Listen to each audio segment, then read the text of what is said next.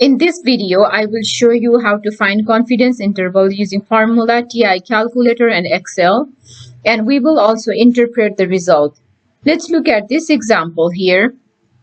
In a random sample of 800 eligible voters in a town, 200 are undecided about the candidate they will vote. Find the 80% confidence interval for the proportion of eligible voters from the town that are undecided. Now, let's find the confidence interval using this formula here, and looking at this formula, we know we need p hat, z alpha by 2, and n. First, let's find all these values, and from question, we know confidence level is 80%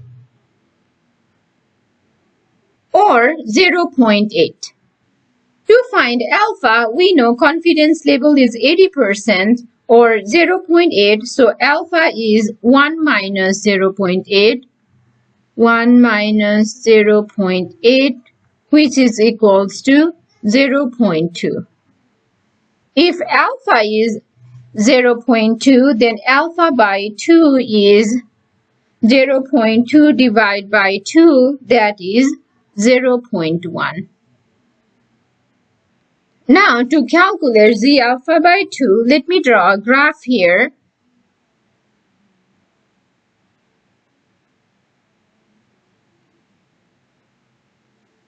And let's label this graph so we know this area in between is 0.80. So if this area here is 0.80, our alpha is 0.2 and alpha by 2 is 0.1. So this tail here is 0.1 and similarly this tail here is 0.1. So these are alpha by 2 values. And we are supposed to find this point here. So for us to find that point here, we can either use calculator, Excel, and also table. For now, I will show you how to find z alpha by 2 or critical value using calculator. For that, let me pull up my calculator. So now let me move this little bit here so that we can see the diagram clearly. Now we'll be doing punch in second, then distribution. We'll be using inverse norm function. So hit enter. Calculator takes area to the left. So from, if we are looking at this point here, and the area to the left is 0.80 plus 0.1. So that becomes 0.90. Let's enter that. Then our mean is 0 and our standard deviation is 1. Then hit enter and enter. So we got this number here, which is the critical value, that is 1.28. So let me write that down over here. 1.28. Therefore, z alpha by 2 is 1.28. Let me put that over here. 1.28 is our z alpha by 2. Now, let's note down our sample size n, which is 800. Next, x is the number of undecided voter, which is 200. P hat is the sample proportion. It is basically the proportion of successes in the sample. In this case, 200 out of 800 are undecided voter. So here, x is 200 and n is 800. We know P hat is x over n, which is 200 over 800. So this is equal to 0.25. Now, since we have all these values here, we are ready to find confidence interval. So now, all we need to do is plug in these values here in this formula.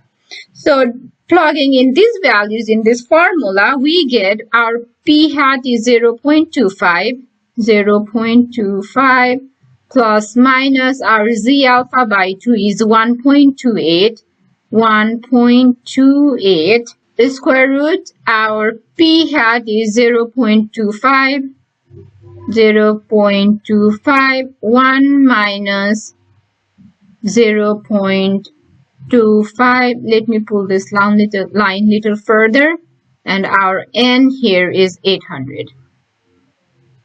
So I will just write 0. I'll just copy that 0.25 plus minus. When we do this math, just this part comes out to be 0.02. You can easily plug in these numbers in a calculator and solve that. So 0.25 minus 0.02 is 0.23. And 0.25 plus 0.02 is 0.27. So we generally write this on interval using parentheses. And the other way of writing this is